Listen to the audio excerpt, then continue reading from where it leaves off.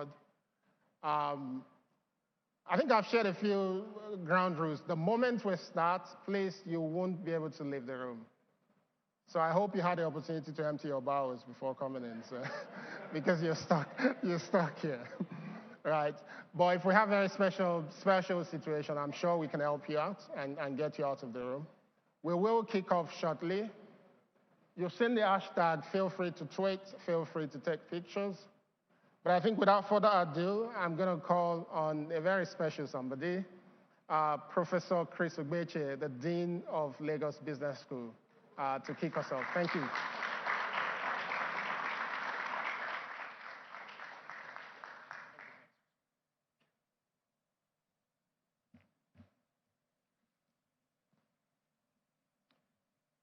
Good morning, distinguished guests,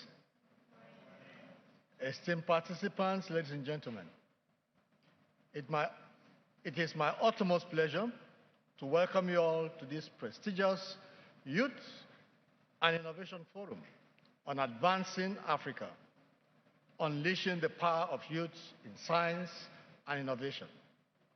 Today, we gather here with a shared purpose to explore the limitless potential of our youth and harness their abilities to drive Africa's transformation.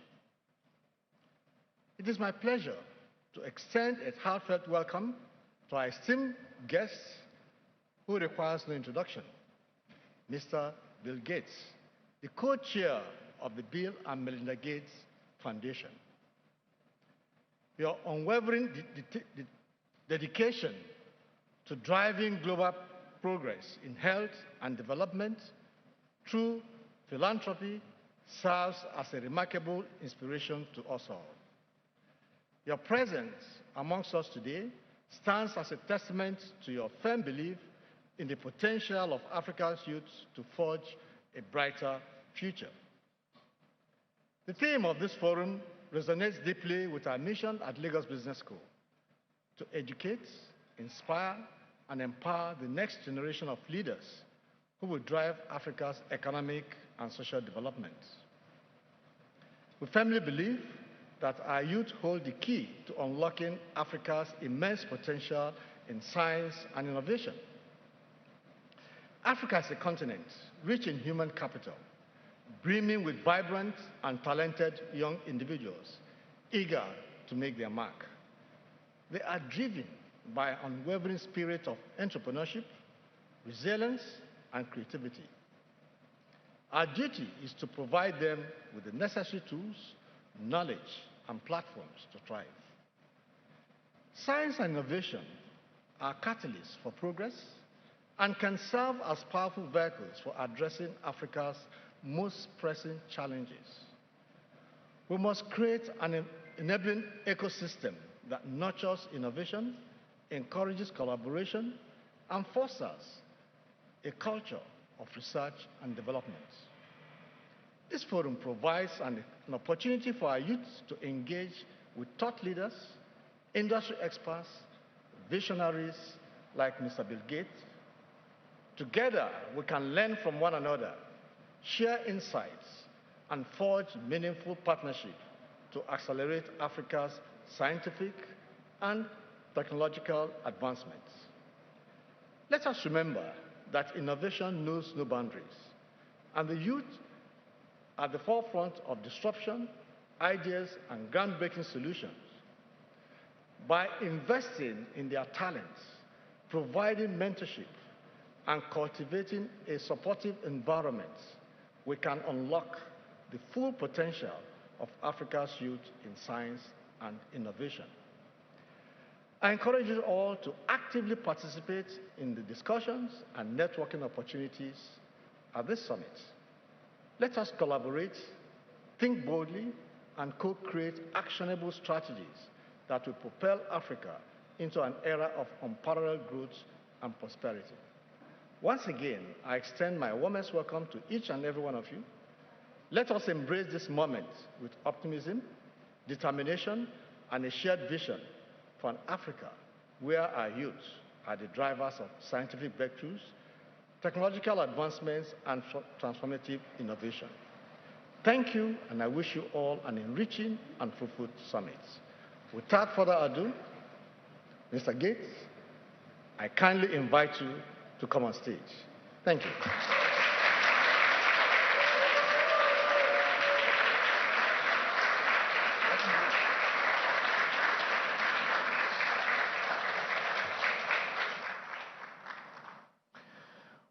Well, good morning, and thank you to the Lagos Business School and Co-Creation Hub for hosting me, and to all of you for joining us here, and including those of us joining us online.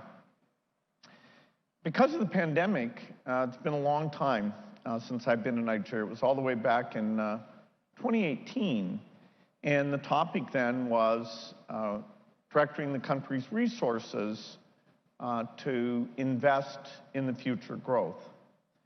And of course, implicit in that was investing in education and really empower the young generation.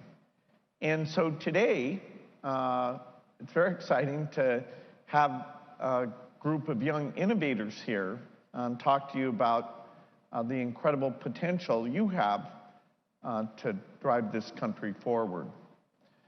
When I was young, even in my teens, I was thrilled that not only was it fun to write computer code, but I could see that we were creating tools that would improve lives, that would create kind of a digital revolution through the PC, the phone, and the internet, and make life better for people. And that was thrilling to be part of it. And I'm sure you see that opportunity here, that your work can not only be fulfilling for you, but also help the country develop.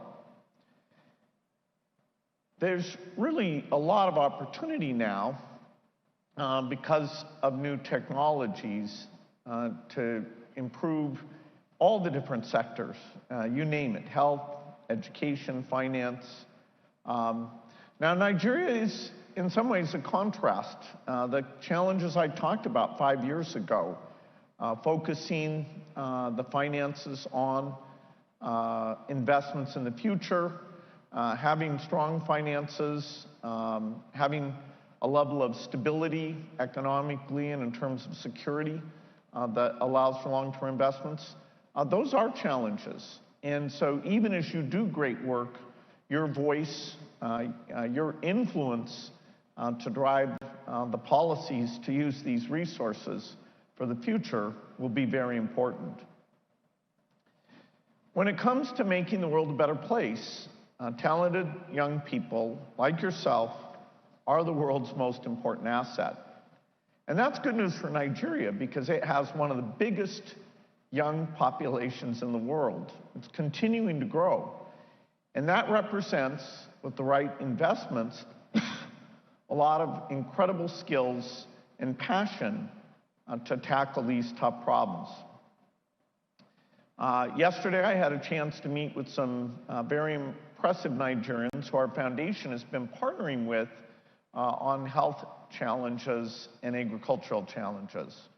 I met scientists who are doing great works with seeds, figuring out how to make the equivalent of fertilizer far less expensive, and really helping farmers raise their productivity quite dramatically, even in the face of climate change, which makes all of agriculture more difficult.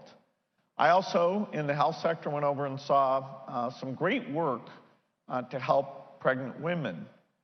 This is an intervention, super impressive, about reducing anemia. And I'm told, although I didn't get to go myself this time, that the LBS Virtual Human-Computer Interaction Lab is a really great thing where a lot of the students are figuring out how virtual and augmented reality can help with a broad set of problems. Well, of course, you know, we're all, when we think about youth, both health and education are important. Nigeria is lucky to have some great educational and research institutions, and those are something to build on. Nigeria, of course, is a hub for venture capital and financial technology. And the world is innovating, and so it'll be a great combination of domestic innovation and global innovation that comes together to improve lives in Nigeria. We can have ambitious goals for reducing infectious disease, including malaria. We can have ambitious goals for improving the health of mothers, getting food to be more nutritious so that all the children in the country achieve their full mental and physical capability. We can give women more options, better contraception, their own financial accounts, many things to empower women. And of course, the latest technology that we're all talking about, and we'll engage, I'm sure, quite a bit in the Q&A today, is how we're going to take AI and use that in positive ways. A lot of talk about the challenges, and that's valid, but you'll hear from me that the opportunity that you have to take these advances and put them into all fields, but particularly health and education, has me very excited. Of course, being here in Nigeria, I can't help but mention the amazing creativity that goes on here. Afrobeats from Nigeria are popular everywhere. When my daughter Phoebe heard I was coming to Nigeria, she said, "Oh, you're lucky you get to go see Burma Boy and Rima." So I had to look them up because I'm so hip. But I also remember the last time I was here, I did get to see Davido and WizKid perform, and I was quite impressed with that. So, my kids think I've come to a very hip place. And of course, the music may be the most visible, but broadly across all cultural areas, whether it's authors or movies, Nollywood, there's some great work going on. And it's a significant industry. So that, it's great, particularly here in Lagos, to have that leadership.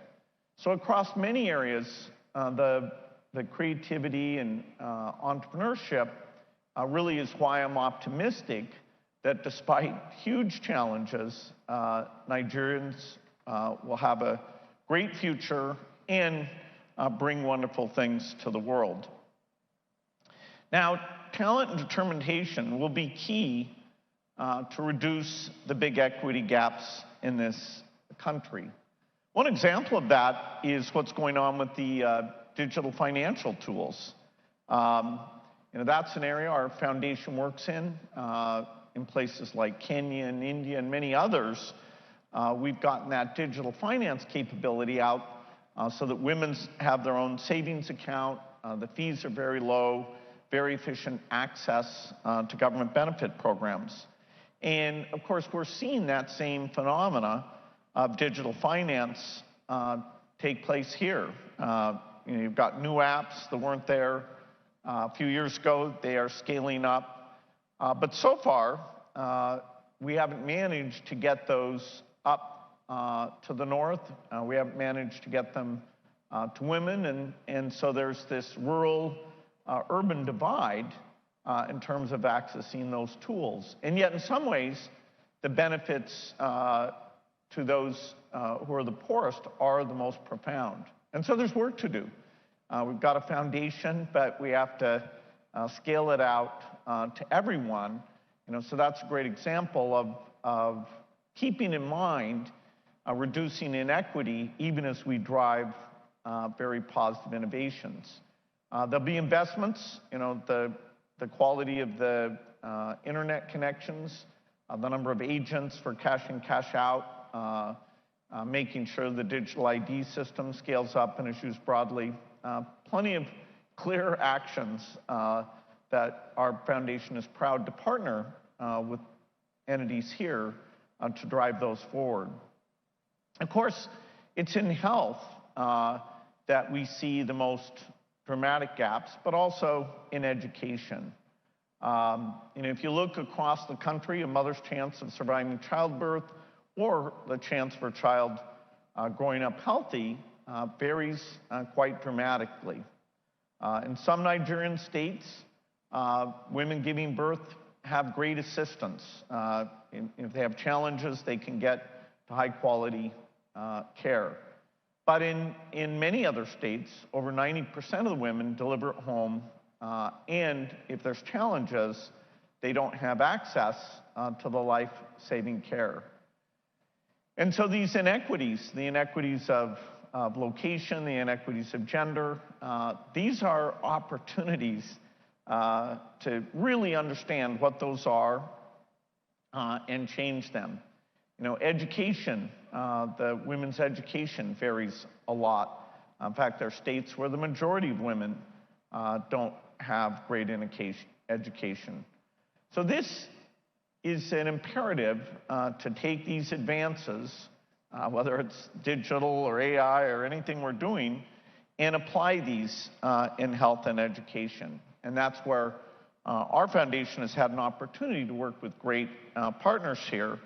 And certainly up to the pandemic, we were making great progress, and now we see that progress can resume. And so, AI is going to be used for things like designing malaria drugs. Malaria is a great example where there's not a great market opportunity, and so the normal approach wouldn't prioritize that. But when we put on this lens of inequity, obviously that's something very important. With AI, our foundation just recently put out a challenge to ask for ideas about using an AI to reduce inequity. And we reached out and got 1,300 proposals, and half of those came from Africa. And my next visit back to the continent, which will be in October in Senegal, we'll have a chance to celebrate the winners of that contest that look very, very promising. And so we can accelerate progress in these key areas. A good example of that is some of the things I got to see yesterday. I was with Dr. Basedi Ofalabi, and she's a professor at the University of Lagos, and she's working on the challenge of anemia in pregnant women. And anemia causes many, many problems. It makes a woman very fatigued, but it also dramatically raises the risk of hemorrhage, prematurity, and actually reduces the brain development for the child. It's very important, even during pregnancy, to have enough iron so that process can get off to a big start. Now, this is an example of a condition that hasn't gotten enough attention from the medical community, but there are some new, even low-cost ideas for it. In the past, anemia was treated by daily vitamins, but that simply doesn't work in moderate anemia or severe anemia. And so the approach that she's piloting is using intravenous administration, where just for one time, for about 15 minutes, sometime in the second trimester, you give this infusion, and what we're seeing is dramatic results. And of course, the anemia is more challenging in some states than others, so these tests and seeing the great impact is not just being done here, also in River State, in Kwara, and in Kano. And so we think that this intervention is low cost enough, and we can train enough healthcare workers that we can get that out very broadly to almost all the women in the country. Another area that's very important is agriculture, and that's why I met with the partners we've been funding, including ITA yesterday. The idea of using biofertilizers so you don't have to buy quite as much fertilizer, but you get the big crop productivity is very, very exciting. The goal here in agriculture is very clear. Africa, including Nigeria, has great land, and there's absolutely no reason that it shouldn't be a net exporter instead of a net importer. And we see the problem that causes, now that with the turmoil in Europe with the Ukraine war, that's driven food prices up to the detriment of Africa, rather than that coming out as an opportunity for greater exports and job creation. And so innovation doesn't just exist in digital and health. By making better seeds, using cell phones to get weather information out, to get advice to farmers about what's going on, magic seeds plus digital innovation will let us increase agricultural productivity. And that feeds back to nutrition, and that feeds back to health, and that, of course, are those enabling investments, along with education, that make the youthful generation the incredible asset here.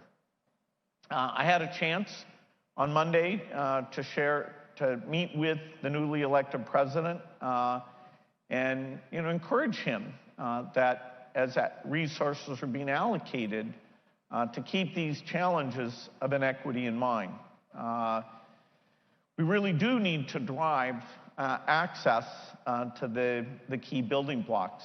For example, in health, with the limited budgets, right now there's only $10 spent per person. And yet, even if you just look at sub-Saharan Africa, that's over $30.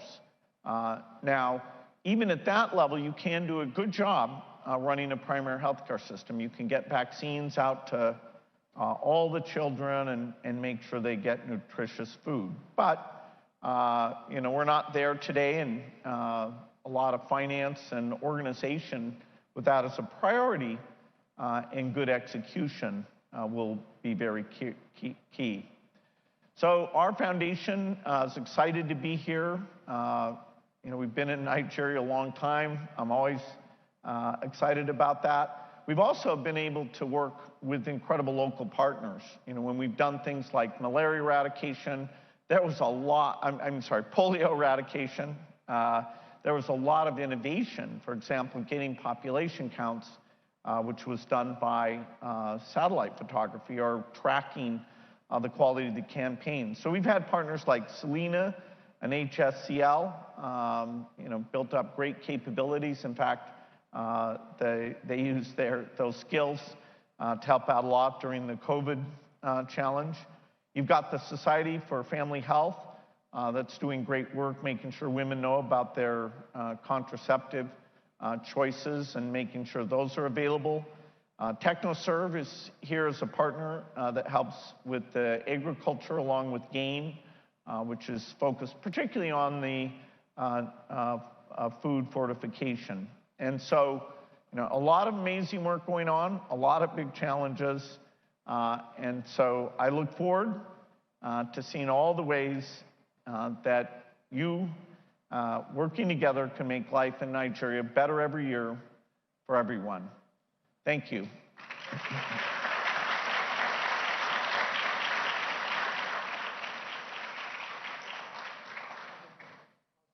I will give him a youthful round of applause, but I think you guys did that already.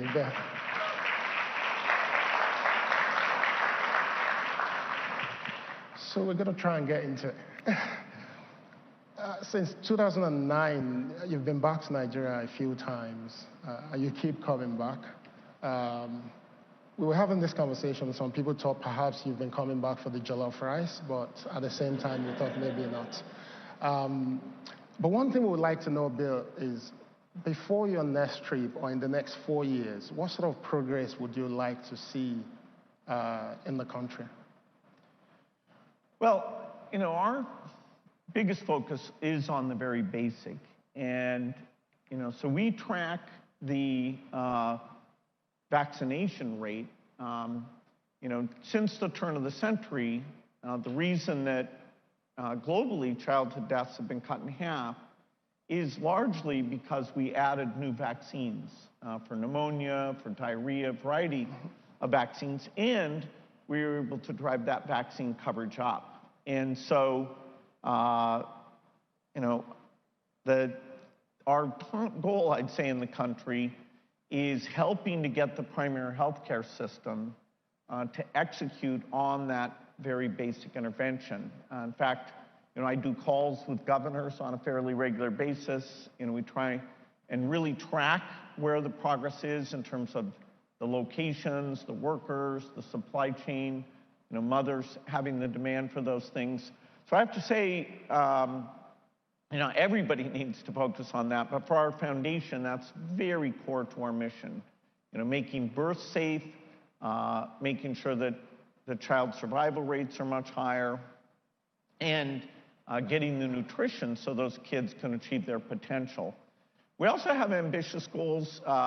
You know, we still have some polio that's come back to the country, and so we work with traditional leaders, the government, with many partners to get that back down to zero. That'll be another great milestone that we're making good progress on that.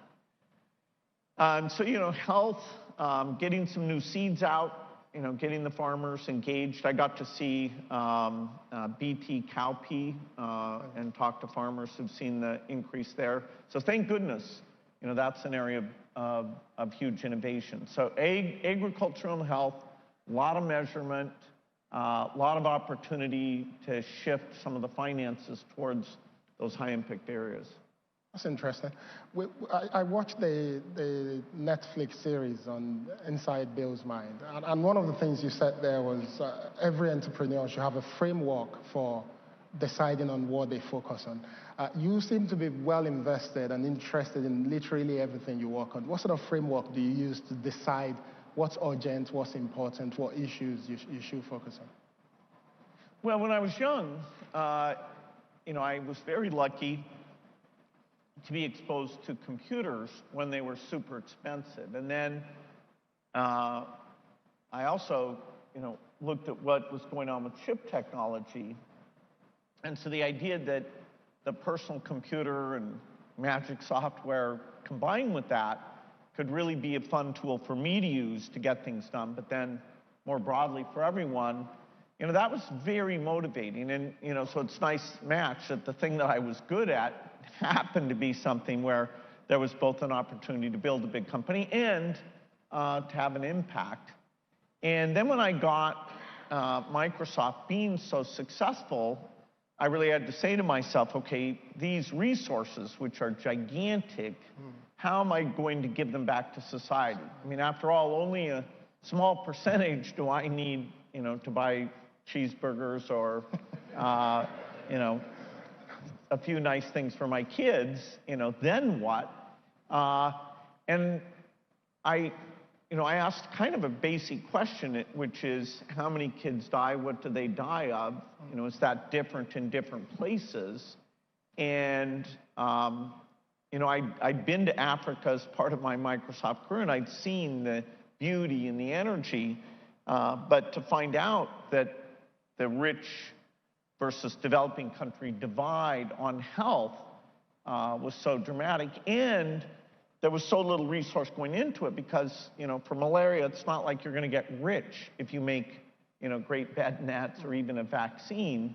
And so Melinda, my wife at the time, and I decided these health issues would be our primary thing. And that's been a learning journey as we've gotten amazing people from all over the world, including a lot from here in Africa, have educated us and, you know, gotten us to go on trips where we see what's working, what's not working.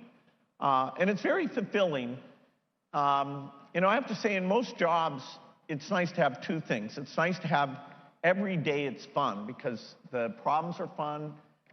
It's not easy, you know, because you want the challenge, but you make enough progress, enough, you know, we've had vaccines like the HIV vaccine that we've been hopeful for 15 years now that we were on the verge of that, and that one's turned out to be very difficult. We still believe that we're on the verge of it, but, you know, we've had a lot of things like these other vaccines that have gotten out and really had this huge impact. So you feel like in the long run you're doing good things, but also you feel like you're engaging your unique skills, and it's really fun work.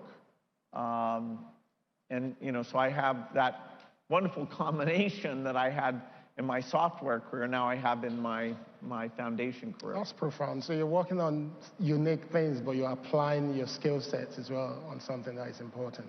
Yeah, I mean, my one skill is organizing teams of innovators. And you need people who understand policy, and in our case, biology and drug trials and making things cheap. And it's amazing. And if you get those groups working together, it's always magical. And I had very high quality teams. Now at the foundation, we've got great people all over the world, including a really great office here in Nigeria. Fantastic, thank you, Bill. We've got people watching online, but also I think a few people in the room would like to ask you questions. So I think we'll go straight into it. Can we have Nenna? Nenna should be somewhere in the room. So you need to come up to the mic in the middle and ask your question. I think the question Nenna is going to ask, if I understand, is actually quite linked to what you talked about. So. Thank you. So my name is Nenna Nick Obiebo. I'm from the Lagos Business School.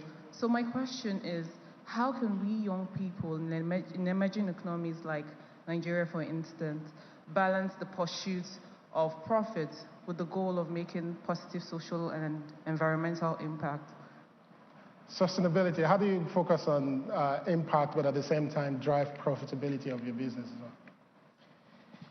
Yeah, so in terms of climate change, the huge amount of carbon and other greenhouse gases that have been put into the atmosphere really have come from the rich countries and the middle-income countries.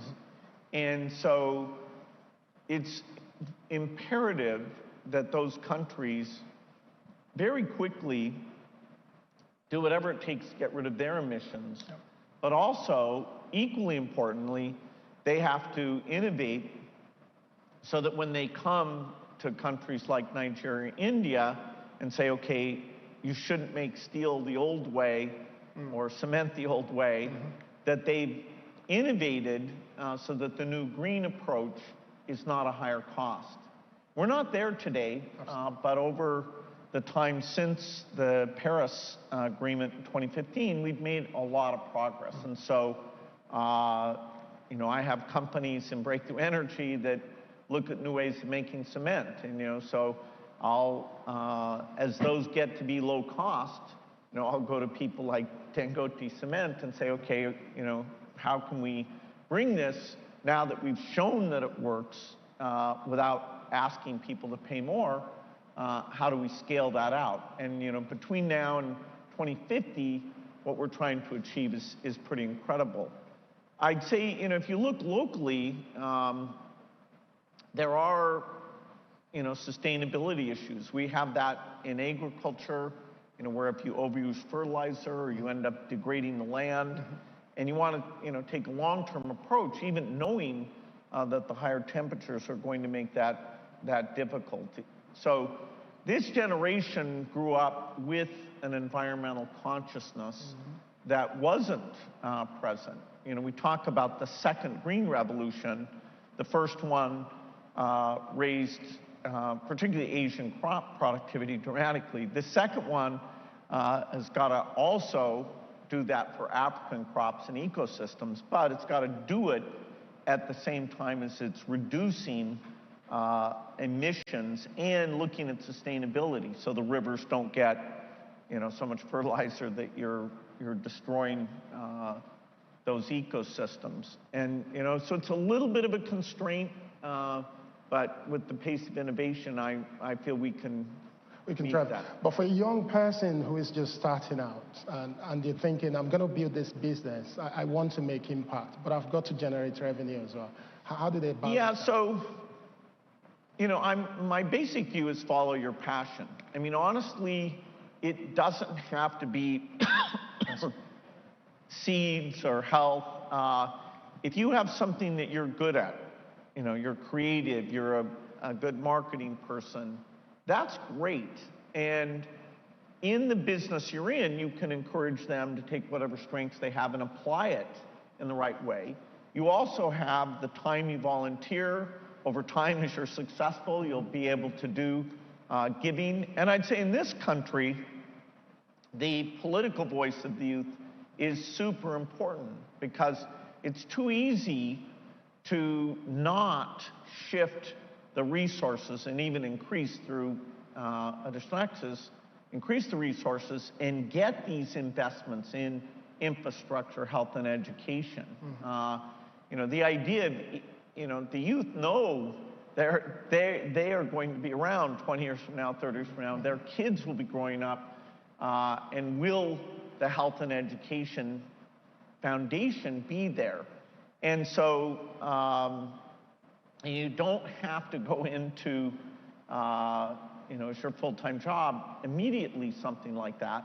As you're going through your career progression, if you're great at policy, if you're great at marketing, management, hopefully part of that career rotation will include organization that's primarily focused on inequity. But I wouldn't make that a selection criteria. If whatever you're good at and you love doing, educate yourself deeply and make a contribution in that space. And the path to impact will reveal itself. At this point, we're going to go to a question online. Bill, maybe you want to say hi to the folks watching on the internet. And there's a question from Daniel from Nairobi. And the question is it possible for artificial intelligence to narrow the accessibility gap in education and learning? Is it possible? Is it possible for artificial intelligence to narrow the gap in education and learning? I'd say yes and no. So, as a motivated student myself, where I love to learn things, as the internet has had things like Wikipedia and YouTube and so many amazing resources, whenever I want to understand, okay, what is fertilizer? How does it work? Why is it expensive? I can go out and get educated, and that's true of math and history and so many things. Now with the AI, it's even better. They literally let you have a debate with Newton about why this happened, and they can summarize really complex things in a simple way, like you can say, explain quantum to a sixth grader, and it does a very good job. So we've taken the tools, the education tools, for the motivated person to a whole new level. And that probably fits almost everybody here. In general, in education, though, a lot of it is giving kids confidence and meeting them at their level. Okay, you think math is boring. You don't see how math connects to your life in the future.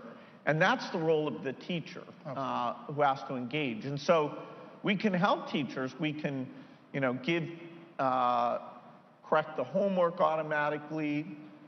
We can, create sort of personalized sets of questions for students. But when it comes to that motivation, when kids get discouraged or confused, we still, and we'll try and do some of that with the AI. But as of right now, for the typical student who isn't just going to go out and teach themselves, it's a combination of all this amazing material plus investing in the teachers. The field is growing rapidly. AI is moving so fast. How do you think we should be approaching the future of it? What should governments be doing? What should technology companies be positioning for? I think the pace is so fast that no one is sure what's the best way to. No, you're absolutely right. It does compare to, say, around the year 2000, where with the internet, any company that had the name internet into it, it's like, wow, we have to buy their stock and they'll probably figure something out. And then later, a lot of good things did come out of that. Online shopping with people like Amazon and all these great resources. But there was a naivete about which services would be very good, and sophisticators had to be invested. I'd say this AI gold rush, which kind of kicked off late last year when ChatGPT-4 from OpenAI came out, where for the first time people could say, wow, these things can read and they can write, and they're amazingly good, but sometimes they're wrong. Although we're trying to fix that. And so, yes, we're all kind of in a surprised. And I would say in AI, it's important to remember there's kind of two strands. There's the AI, which is often called robotics, where manual labor, driving, picking fruit, construction, all of that, there's work going on. And that's gradually improving. It's not in the mainstream yet, but watch, over the next 5 to 10 years, those robots will get better and cheaper, and that'll be a big deal. But the one that is really unexpected, even a year ago, including me, was this, what I call white-collar breakthrough, where, if you're writing code today, if you're not using Copilot to help you do that, you're falling behind, because most developers find that once they're good at using that, it's improving their productivity at least 30%, because it's helping out so much. We're not only generating the code, but the tests and a variety of things. And so, we also see that in other white-collar jobs, where you can say, take this Word document and make a 3-page slide presentation, which would have taken a long time. Now, it doesn't do the final work. Some of the quality's not very good, and sometimes it just makes stuff up. But it is a gigantic productivity aid in white-collar work, and that was not expected. Well, there were a few people who did, but now it's an opportunity to take that and use it in every domain of sort of knowledge work. So talking about productivity, which is one thing that across Africa, governments is grappling with, trying to raise productivity across sectors. Shouldn't we be investing in AI research on the continent, specifically, to understand how it can be applied? Well, in general, in Africa and in the entire world, it'd be hard to overinvest at AI at this point. And that includes just taking the AI that's there and saying, hey, how do we make government bureaucracy quicker? Yes. Can we approve applications like twice as fast as we do? Because even though it's tough to hire workers, this bureaucratic things, it's really good at this, like dealing with medical claims or taxes or things like that. So the biggest win won't necessarily be being part of the invention, although every continent will contribute to that. The big win will be part of the application. You can just imagine how big that is, particularly in places where you have a shortage of white-collar workers. The government is not as well staffed on some of these issues, but now they can be, and they can be way more efficient. Your educational experience, like if you're writing, you want feedback on your writing, the AI is really good at that. It's kind of amazing to me still, even though I've had 8 months to get used to the idea. When I use it, I'm still like, wow, that really is something. So yes, we need AI capability here in Africa. We need AI experts here in Africa. We need to adapt to African languages. In health, the challenges of health in Africa are very different, so we need the data sets that go in. So if you can't get to a doctor, which many Africans can't, and you're talking to it in your native language, its ability to diagnose, that's dengue, that's yellow fever, that's malaria. We're not just going to take some, U.S. medical thing and be able to apply that. Thank you for that. Shall we go back to the audience? Eniola, do we have Eniola in the room? Thank you.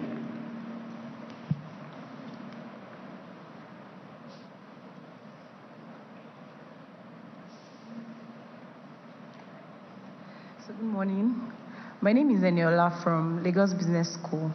So there has been a trend of people learning tech skills, innovative skills, and leaving the country, like the continent, for greener pasture, perhaps within 2 years or maybe even 1.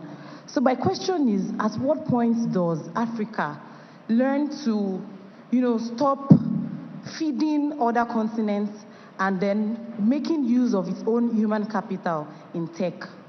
Thank you. So we've seen massive interest. I knew that was going to cost. We've seen significant interest in young people wanting to become software engineer. But on the other side, there's also the flight of talent from the continent. No, this is a very important topic. Yeah. When I was in Kenya late last year, I went to the Microsoft lab there. And then this week, I got to go to the Microsoft Development Lab here in Lagos. And I'm, very impressed both how they're contributing to the global work and bringing an understanding of particular challenges here. In a sense, people leaving is a good thing if you up the amount of training you're doing. So you say, okay, some of our doctors can go get a very high salary in the UK or the US. Some of them will pay to their family broadly, and some of them will return. Many of these doctors I'm working on innovative work spent some time up in the UK or the US, and that's just part of their training. So having a big diaspora that includes people coming back into business, into government, that's a very healthy thing. There are some cases where if, like, your medical education was subsidized by the government, you almost wish that a little bit of that resource you get overseas would help the government increase the training, because otherwise we see today a significant shortage in some of those skills. But I'm not someone who believes that no one should go away or that blocking that completely, that's a healthy thing. I mean, certainly India and China, and I'd say Nigeria's third on this list, this idea that people go away and do great work, but then they come back. If you get that in balance and figure out the education funding piece of that, that is a super healthy thing in computer science, in health, in business and other areas. So with good intention, it's actually a good thing to do to export talent. That's what we're here. I think we'll take one last question from the audience. Ijeweme, do we have Ijeweme in the room? Good morning. My question is around regulation and policy. So non-state actors, businesses, NGOs, we know the impact that government regulation can have on your business or whatever you're doing. So imagine you had a magic wand and you could determine public policy in Africa, just one policy. What would that one policy be that would have the most impact and unleash the potential of youth in Africa?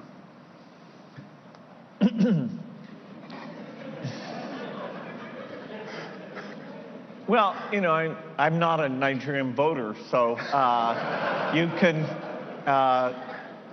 take this and apply your much deeper experience. But there is a challenge if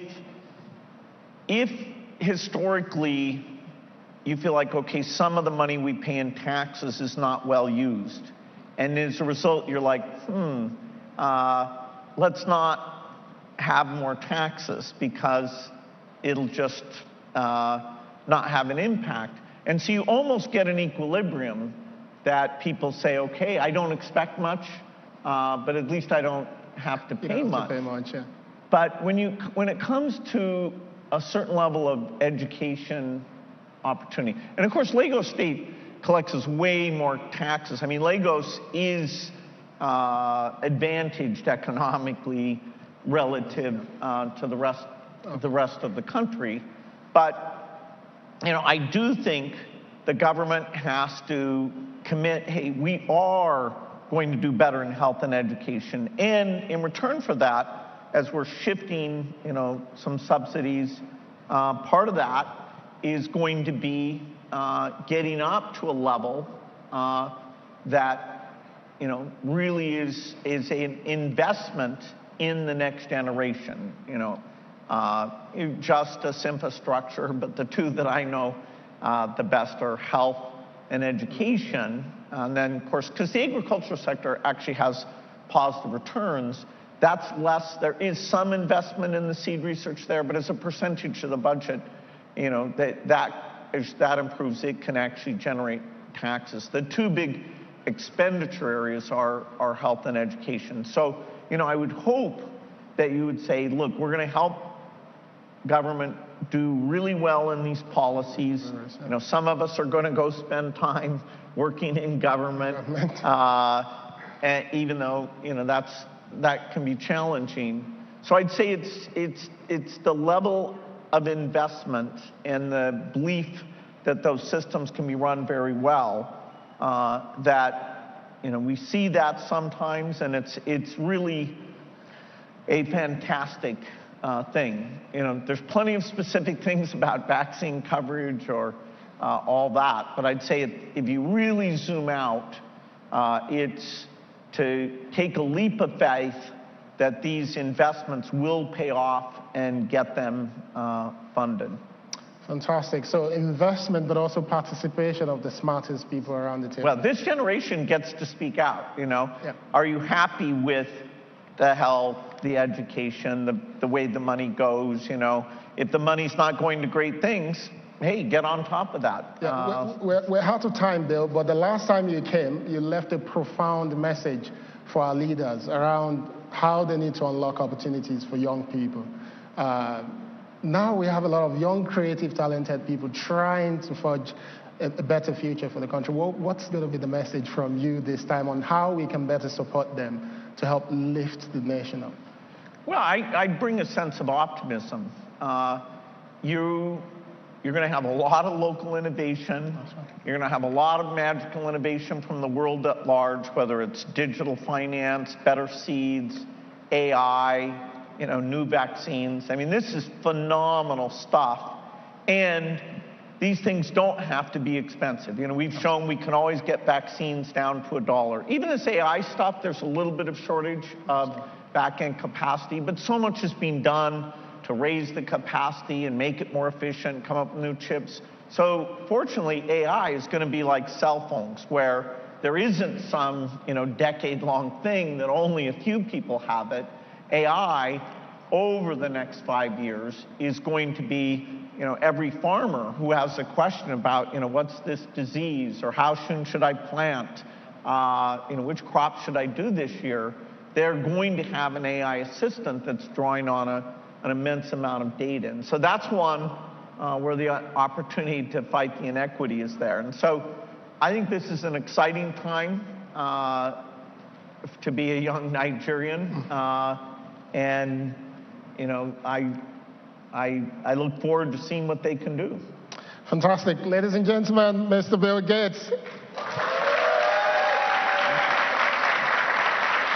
Bill, I've been asked to take a selfie with you in the crowd, if you don't mind. If you stand on that side, you have to take the picture if you stand there, so I'll ask you to move that way. Thank you so much. Timer on. The timer is on. Yeah, the timer on. Who wants to join?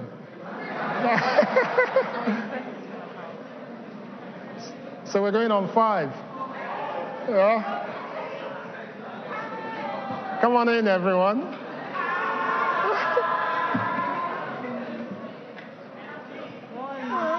Thank you, Bill. Thank you so much. Good job. Thank you so much. Hey, thank you all.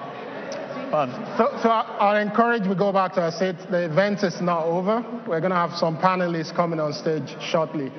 Thank you so much. And I think on that note, as we move the chairs around, can I have Preston Ide from CS join us on stage? Preston.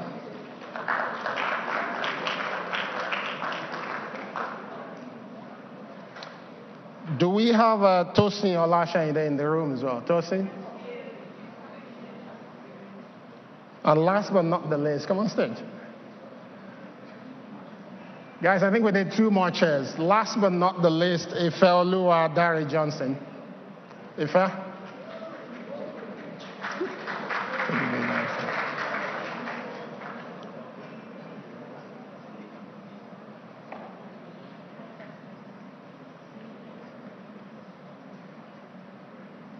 Preston, you know what we do? You and I will stand for a while we wait for the chair.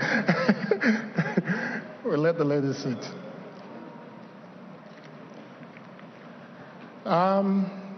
We also need the mic as well. The biggest man is out of the room, so I think we're not getting attention. Guys, can someone help from behind? We need mic on stage. We can just take one of these 2 chairs. Do you want to take it? Do you want to take it? Rofem, can we have one of the chairs then?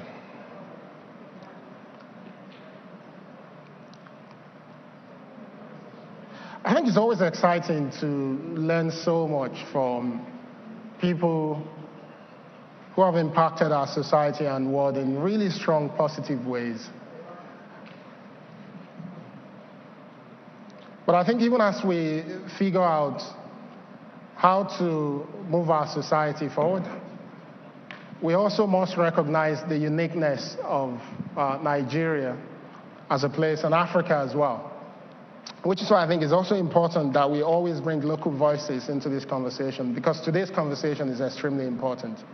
It's not just a 45-minute show.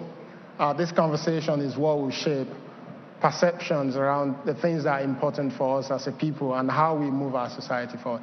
So we thought it would be great to bring in these fantastic individuals. I won't go into further details on what they do. I'll just call on them to kick us off. And the first question, which will go to Tosin, and all of you guys will have to answer the same question actually. Tosin, is tell us about what you do and why you've chosen this particular challenge to fix. Why do you think it's important? Tosin. Good morning, House. My name is Oluwatosin Olasende. I'm the founder of Money Africa. We have one mission. We're educating about financial literacy. Why are we passionate about this? Based on research, a financial literate person has a better chance towards better education, better healthcare, amongst others. So we're breaking it down in simple forms and letting people take advantage of it. Let me give you a quick example. I fell sick in 2021 and I was in hospital for 8 months. We spent 15 million naira and not one kobo came out of my pocket because I had a health insurance. We want to be able to educate people why they need to be financially literate and get the right tools to be able to maximize it. Thank you. Fantastic. Literacy, a round of applause for her. Literacy. Literacy, but financial literacy unlock quality of life for so many people. You may not link them together, but these things are linked. Let's go to you, Preston. Tell us about what you do and why. All right, good morning, everyone. My name is Preston Ide. I'm the co-founder and CEO at Stairs. Some of you may know us from the elections, but we do a lot more. I think I like to talk about Stairs from the perspective of the problem that we're solving. And most people agree that African economies have a lot of growth potential. And over the next 2 decades, we expect to see a lot more investment come to the continent. We expect to see a lot more spending. However, one thing that we notice is for these investors, for these operators who want to come from outside Africa or even within Africa, access to high quality data that helps inform their decision making is very difficult. Lots of organizations spend a lot of money collecting, analyzing, rereading data, and they still don't trust the answers that they get. So that's where Stairs comes in. For global organizations trying to make investment decisions, whether financial or operational, Stairs is that data and insights partner that allows them to make more accurate decisions. And unlike most data companies, we don't just offer data, we also make sure we provide the context and the insight to allow them understand it and eventually make high quality decisions. So yeah, that's a summary of... So data for prosperity, right? A round of applause for Preston. And last but not the least, we come to you, Ife. What do you do? Hi, everyone. So I run a company called Health Tracker. And basically what we're trying to do is democratize access to healthcare services. We all agree that health is true wealth, right? But one of the things that led me to that was when I lost my own dad to an illness that could easily have been treated if it was detected early. But that was not even the insight that I got there. I realized very quickly that all of us, despite the fact that we're younger, we're more educated, we're more exposed, we're still towing the same line. We're literally waiting until something happens before we seek healthcare. And that's basically, why we started Health Tracker. So what we do is we offer a platform that allows people to have on-demand health screenings, virtual doctor's consultation, vaccinations, medications delivered at home. Earlier this year, we launched an HPV self-sampling kit that allows women to screen for cervical cancer at home. We're launching a lot more as well this year, but the point is, can we bring the healthcare closer to the people? We've brought financial services closer to the people. We've done e-commerce. Everything is at our fingertips, apart from healthcare. So it is time that people like me, like you, everyone can easily get the healthcare that they deserve.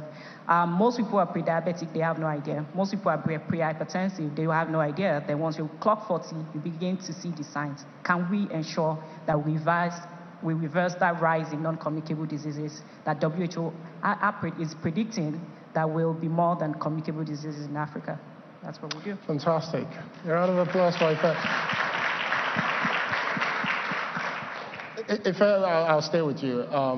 Healthcare literally should be a right. It's something everyone should have access to. Quality healthcare, not just healthcare. And I know that yourself and a number of people in Nigeria, but also on the continent, have been hacking this away, trying to find interesting way to make it more accessible.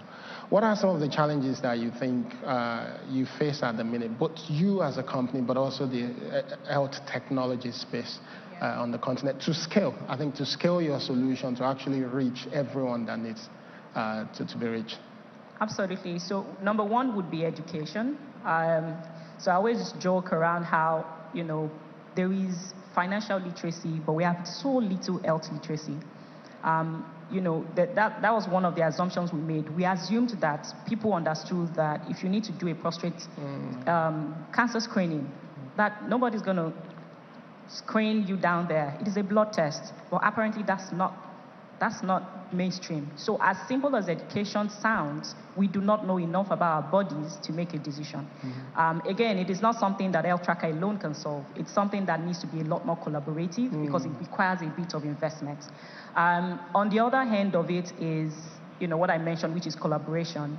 Our healthcare system is in a deplorable state right now, which means there's a lot of infrastructure deficit that happens. So when you're taking a stab at one part of the problem, you realize you cannot afford to stay on one hand of it.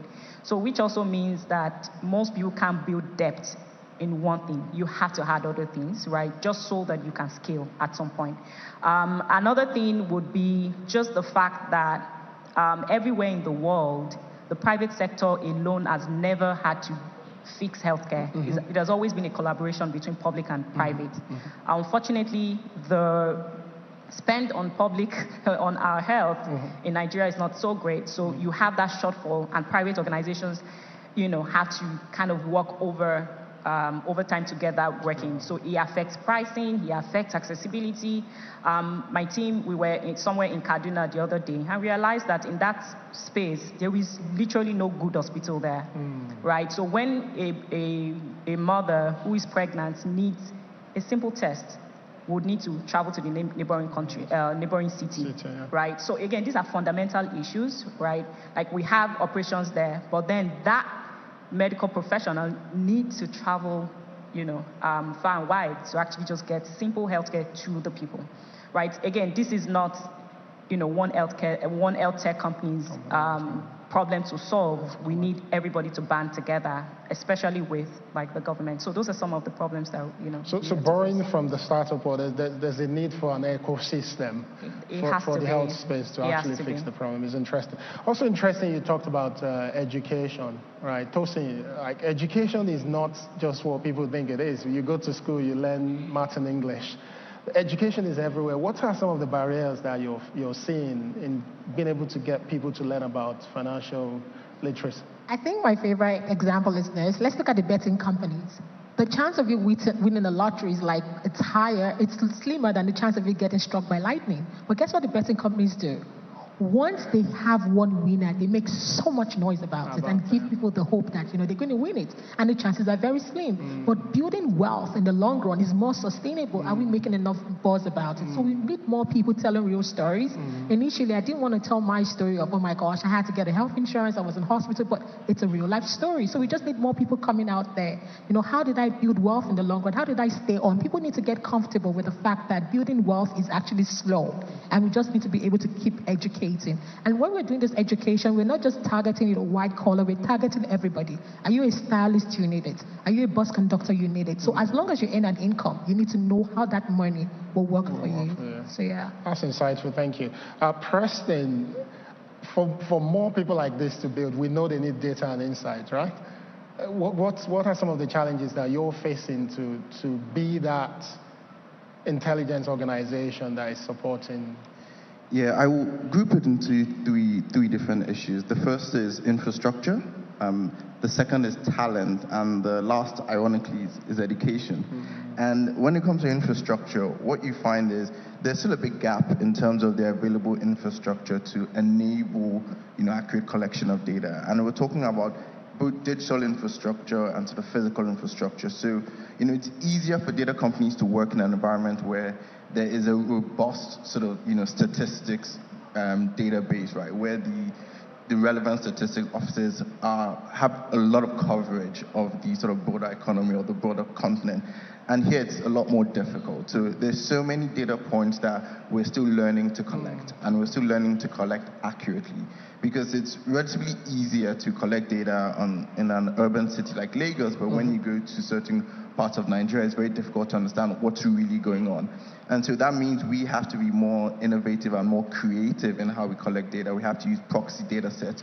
We have to estimate, and we have to do a lot more work to actually even sometimes create the data from historical data where you don't have the current one. I think the second is talent, because it's interesting, the conversation that happened earlier, because we happen to be one of those industries that is easily transformed by artificial intelligence, right? The ability to access all that data and basically train your models, train your tools to be able to use it to answer questions, because that's what we do with data. We answer questions, right? That's still a very big need. And of course, in growing ecosystems like ours, we need to attract the right kind of talent. That's on sort of technical or software side. But even on the other side, we're constantly looking for more and more experts who can inform us about parts of our country, part of our continent that we don't really understand, right? And the last part of it is education, because when you collect data, you need to communicate it. You need to share it with people in a way that they understand, right? And it's easy to say, data visualization or data dissemination, but, we've had a lot of experience with people like misreading data or sort of not reading between the lines. So a lot of data comes out, right? And the way numbers are used publicly, someone says 20% of this is that, and people just carry that, and so we end up being misinformed. So I think educating people in the right way, making sure the data works for them.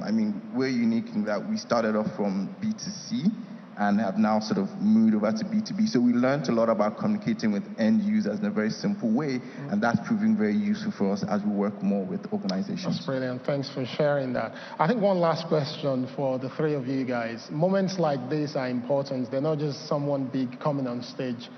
This moment influence the direction of support, but also the direction of the ecosystem as well.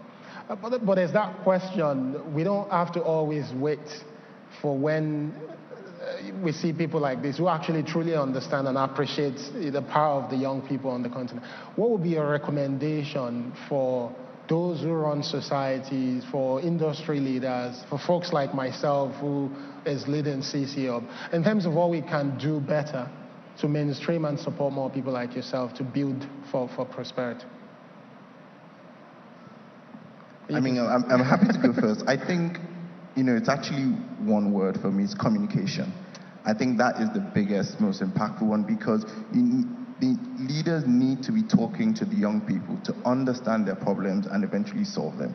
I think there's a lot more active listening that should be happening And I mean, that is happening, but even more of it is needed to understand the sort of nuanced problem, because young people face a whole host of issues, and the issues our generation facing, our demographic, are very different from the ones that, demographics that came before us are facing. So it's really important to understand those problems by talking to people, understand where do you need support. I personally think that if you want to support someone, as opposed to taking the view that you know what they need and just giving to them, you should ask them what they need and then support. So I think if we can continue to invest in that gap, in that communication gap, then we'll have a significantly stronger ecosystem and better collaboration between generations. Thank you for that, Tosin. I would say creating an enabling environment for them to thrive, right? Like, so for instance, the government agencies are sitting down on a lot of data that can be very useful to us, right? And just basically supporting us for us to be able to use that data, giving us access. So those are some of the things. So it does not necessarily have to be funding. There are certain things that funding cannot do, like access, opening the doors, giving us the gateway, helping us to reach places that we will not be able to reach. Let me give you an instance. We're currently working on a project on how to educate market women about money. So now we have to go to the market, look for the leaders, do all of that. These are things that the local government could actually have access to. How can we help? How can you help us to be able to disseminate this data and help us, reach them? Yeah. So government and leaders as enabler. It's not just about money. I think that's quite important. Yes, so mine would be around access and collaboration, which both of them have spoken about, right? I remember that I once spoke to you when we launched the kit, and you introduced me to Naima, right? Again, some of these collaborations, most times for younger entrepreneurs, they have not built the network, they don't have the right access to what can change their business, really, right? And this is where the older folks in the industry comes in, where you're able to then say, you know what, you don't have to go through the loops. I know exactly who can help you here, right? And that's what we all need, really. It's sometimes not just money, right? We always say that the best money is the customer's money. We will even scale faster if we know the right people, if we're collaborating with the right people, if we're collaborating with the right set of communities, right? It would even help our business model, right? Again, Yoruba people will say, what an elder sees sitting down. A young person cannot see while you're even standing on, I don't know, the tallest building in the world. There's some things that come with experience, and I think, that's where his own view about communication comes into play, because when you speak to this, you realize, why are you suffering? I know someone who can just solve this. Yeah, that's right. Thank you so much, guys. Shall we give them a round of applause? Thank you for your time, guys. Thank you. Oh, yeah. They want a selfie, so you guys have to stand up. But we don't have the selfie stick, so who's going to use your phone? No, you can use it. Okay, let's do it. Guys, do you mind? you don't seem to have a choice.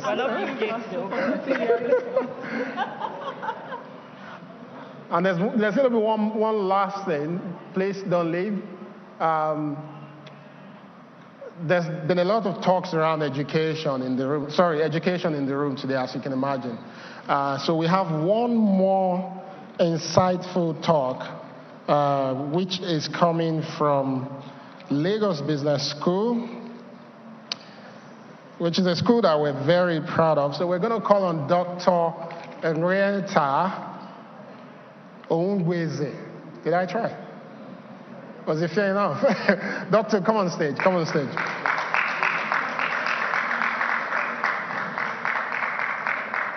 So Doctor is going to talk to us briefly, about entrepreneurship, right? The importance of being purpose-driven, but also developing management skills. Please come on stage, Doctor. If we're going to scale entrepreneurship thinking, we do need people like yourself helping us shape the direction, but also how we think about it. Over to you, Doc. Thank you. All right, so good morning, everyone. And this is not going to be long. I know I'm going to hear it's all forever, but it's not going to be that this time around. But I think today has been really enlightening. And I actually like the fact that the panel that spoke before me actually are going to be like my case studies of what I'm going to say to you very briefly, and I hope you take a lot from it. So, if we notice, everybody here is solving a problem. And many times, we see Nigerians, as the questions alluded, everybody's going out to greener pastures. But do you also realize that a lot of people are rushing in? And that's because they see the opportunities that many of us are not seeing. We see the problems, but what we don't know is that each of those problems are opportunities. Okay? Every problem is a potentially profitable business opportunity. And I'd like I've forgotten her name, and Tosin to tell us, are you guys making money? Good. So that answers the question that you asked.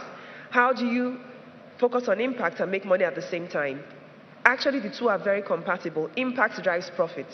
Because each of them are providing a real solution, are catering to a real need, people are willing to pay for solutions to their problems. And indeed, being purpose-driven is the key to being both profitable and sustainable. The reason why many businesses die is because people just think, where can I make money? Rather than, what problem can I solve? Okay? Nobody tells you to get a pair of glasses, or to wear clothes, or to buy shoes, or to get a mobile phone. You go for all these things because you need them. Okay? So every problem creates a need. I was recently speaking with one of my executive MBA students, and it was a really amusing conversation because she was telling me how she makes money from creating problems and providing the solutions. So the solutions she sells, and she's making a lot of money. She makes millions weekly. Okay? The solutions she's selling, she's the only provider in the world because she designs an outfit. She creates some accessory that she has created herself. And so people want to get it. And she's the only person who's making them. So she's making the money. Okay? She has fashion classes online, okay, which means that you can join at any point in time. She makes them cheap enough, 15,000, 25,000. People join, and she's making money while she's sleeping. Okay, so it's really about being creative. What can help people? Of course, people join because once they learn how to sew, they begin to make money from making outfits for clients.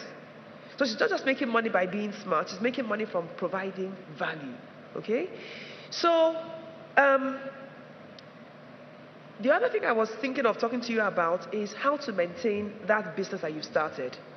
Many of you here, in fact, Nigeria has actually, Nigerian fintech, and in fact, the African fintech industry has gone way ahead of the European or American fintech industry because we had unsolved problems. They had a financial system that was working, so there was no trigger to, push them forward. But we had a system that was broken, and so there was that trigger to make it go forward. And so we're doing pretty well. But the point is, no one person has, what's his name again? What John Maxwell says, no one person does something great. For you to do something great for a long time, you need a team, which means you need to build your management skills. And that's why the second part of my talk is developing management skills. Okay? You need to know how to manage people. I was very happy that I keep forgetting the name of the third speaker, the health speaker. February, yeah. She said, we need, and then the other guy said, we need people to listen to us. We need people to work with us, share the benefits of the experience with us. That's what you get when you have a good team. And in today's world, that team has to be multi-generational. When I speak to executives at the school, I make it clear to them that gone are the days where everybody in the management team is aged and, really old and very knowledgeable. If you don't have young people in your management team today, you're going to be a dinosaur sooner than later. Similarly, for the young guys who are doing very well, you have identified opportunities, you're making money right now. If you're going to make that money for a long time, you need to get some older people on board who can help you, move in a safer way, help you get access to the resources you don't have or contacts that you need to help you grow faster and better. You also need to know how to manage people. Okay? It's very different from managing resources. Companies like Telnet, when they just started, were very good at training engineers and getting them to come up with great ideas. But very soon, as they grew, and started getting layers of people, realized that, hey, engineers don't know how to manage people. They know how to manage resources and things and machines, but not people. So you're going to get to that roadblock sooner than later. And so it's key that you try to find a way. In fact, I teach entrepreneurship at the school, and I know there's a parallel economy going on of young people making a lot of money because of their tech skills, but they need management skills. So we're very, very happy, and I'm not marketing the school in any way, shape, or form. I'm just very passionate about seeing a better Nigeria, to have some of you come together, create a forum where we can actually strengthen your management skills, because you're doing great, you're doing extremely well. And I tell my EMBAs that, look, the young generation are shaming us, the older people, because they're actually addressing the problems while older people are looking for bigger jobs, bigger pay, and leaving the country the way it is. Okay, so, and let me also tell you that the change you want to see many times comes more from the office of the citizen than from the office of the president. Obviously, we need government to do a couple of things, but we can't wait for them. If Mandela waited for apartheid to change in South Africa, perhaps apartheid will still be on. Apartheid changed because the people, led by Mandela, moved. And that's the same way Nigeria will change, because you young people who are already moving are going to keep moving. So our role here is to strengthen your movements. Okay, so I'll just end with 4 key things you need to have for business success, whether you're entrepreneurs. And by the way, there's a strong difference between being an entrepreneur and a business owner. Business owners are looking for ways to make money. Entrepreneurs make money, but there are 2 other things that they do that help them, for you to distinguish between them and business owners, and that's what also makes them make more money than business owners. Entrepreneurs are solution providers. In other words, they identify problems like the 3 speakers we saw here. They commercialize, of course, and then they are continuously improving on their solutions. And that's what keeps them going. Okay? So the 4 things you need to keep in mind if you're going to be successful for the long haul are the following. First, skills. Be the best at what you do. Okay? Many of you are doing very well, but you can always be better. So keep training yourself, keep honing your skills, okay? So that you're the one everybody wants to go to, okay? You see how people travel from far and wide. I mean, Larry da Silva is, Larry, what's the name of the designer? LDA? Yeah, Larry da Silva Ajayi, yeah, she's a good friend. The minute she made the dress Tiwa Savage used for the coronation, everybody started running to her. There are other designers all around, but people want the best for themselves. Okay, so be the go-to person in your field. Okay. Second, values, soft skills. You have to have your boundaries. Things that you will do, things you will never do. Okay. I will be honest, because that is your biggest competitive advantage. I think it was what's his name now? Jack Welch, who said, "From my experience of running business, I see 3 key things necessary before I engage anybody. The first is positive energy, ability to execute. The second is integrity. And I think the third, execution, and the ability to work with other people, okay? The third was positive energy, yeah, ability to execute, and integrity. Good. Positive energy meaning that people who work with you are happy. You know, there are people who are very good, but they kill all the energy around them. Yeah? Those people he doesn't engage, because they will destroy your organization. If you're a naive person, you'll be happy they're meeting the numbers, but they've killed your organization, they've made you more vulnerable. The day they go, that's the end of you. So anyway, he says, of these 3 things, the most important is integrity. If you lack integrity, everything else is useless. So no matter how tempting it is, don't compromise on your integrity, please. So values, kindness. You don't need to be nasty to be effective with people. Be good to people, starting with your staff. Okay? If you're good to your staff, the business becomes like their own. Okay, so whether you're there or not, Tosin was saying she was ill for 8 months, but her business didn't die, which means she must have a very strong team. Okay? Humility. Humility allows you to listen. Nobody knows it all. 2 eyes are always better than one, and then at the end of the day, none of us is as good as all of us. We need each other. So if you're a kind person and if you listen, you find yourself avoiding booby traps that are all over the place. Okay? What else in terms of values? Okay, so integrity, kindness, loyalty. During COVID, everybody talks about employee loyalty. What about employer loyalty? What happened during COVID? So many people laid off their staff without thinking about how they would survive. And the boss tends to have more money than everybody else. So how come you're not thinking about the people you pay 50,000, 25,000? How will they don't have any buffer? Okay, so when things are hard, come together as a team and think together about solutions. Don't just, focus on yourself alone. So values are important. Okay, what are those things I must never do? I will not steal. I will not cheat. etc. And then the value you offer. What problem are you solving? If you're just in something to make money at all costs, I mean, we're seeing how humiliating it is for people who have appeared on the page of Forbes to next day be described as criminals, having deceived people. I mean, that's terrible, okay? So make sure you're offering genuine value, because if your value is authentic, no matter how slow your rise is, it is slow but sure. It will come, okay? And the third thing, character. Soft issue again, attitude. How are you with stakeholders, whether it's suppliers, customers, staff? Okay, be pleasant. Now, what binds all these things together? Your skills, your values, the value you offer, your character, spirituality. It doesn't matter that the Western world ignores spirituality. It is true that spirituality has been abused in Nigeria, but genuine spirituality is important for you to be consistent in maintaining your values in the face of challenges or temptation. Okay? In keeping your steady character, keeping your character pleasant, not being unexploitative, okay, because you have a conscience that tells you this is right or this is wrong. Okay? So those 4 things form the foundation of business success. If we keep this in mind, no matter what field we embark on, so long as we're looking to solve a genuine problem, and so long as we're looking to keep improving our skills, okay, and work with collaborators, you're sure to make it. Thank you very much.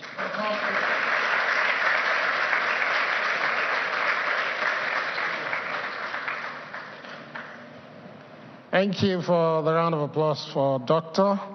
I think at this point is really to appreciate each and every one of you guys for taking out the time to join us and staying till the end. This is where we draw the curtain. For me, what I take out of this is that our future is bright. It will take us being intentional, but we do have people who truly can put Nigeria on the path that it deserves to be, but also people who can truly put Africa on the path that it deserves to be. So on this note, I'll encourage you guys to move to the room next door. There's opportunity for networking. There are interesting people that you need to meet. We heard from the last panel that this is about communication. So, if you want to really get up to doing what you want to do and you need all the support in the world, if you don't talk to people, it's going to be hard. So let's move to the room next door for networking opportunities, but also for those of you who want to take pictures, there'll be opportunity to take pictures in that room. And I think there's also games and some sort of exhibition that is going on there as well. Without further ado, we thank all of you guys for turning up. Thank you. Safe travel back home. Thank you.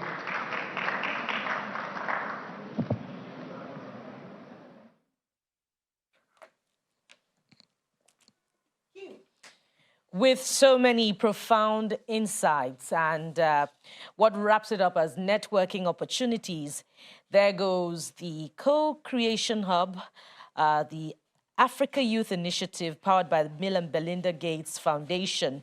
And that brings us to the end of our live coverage of that event. We now turn to our regular programming. Stay with Channels Television.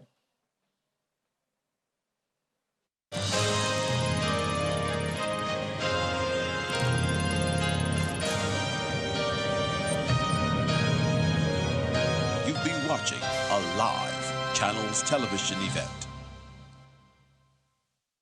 Welcome to Winning Ways Express with Pastor Femi Fasheru, the resident pastor of KICC, Maryland, Lagos. Winning Ways Express is a program that brings messages of hope to the hopeless and the living word to the dying world, touching lives with a timeless truth. Through his ministry of the word, Pastor Femi will enrich your life, challenge and motivate you as he proclaims the good news of Jesus Christ. Winning Ways Express with Pastor Femi Fasheru. Dynamic messages that will change your life.